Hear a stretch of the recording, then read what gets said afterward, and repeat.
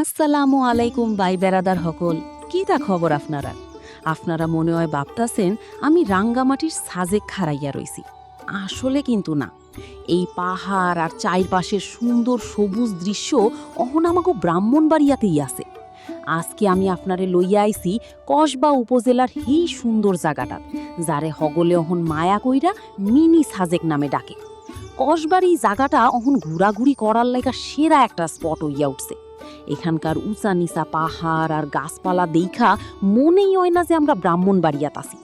হাসা কথা কইতে কি, এখানকার ছোট ছোট ফুলের বাগান আর পাহাড়ি পথগুলা দেইখা মনে হয় যেন সাজেকেরই একটা টুকরা এখানে আইসা পড়ছে। যারা দূরে সাজেক যাওয়ার সময় পাইতাছেন না, তারা আইসা একবার এইখানে ঘুইরা যাইতে পারেন। পুরা এই রকম একটা ফিল পাইবেন।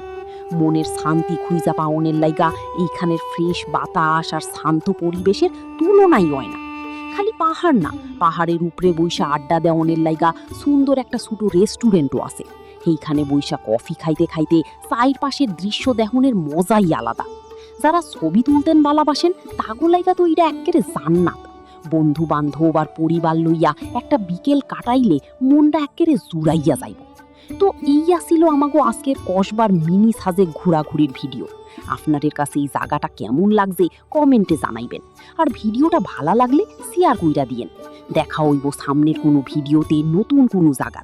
এই পর্যন্ত হগলে ভালা থাইন। আল্লাহ হাফিজ।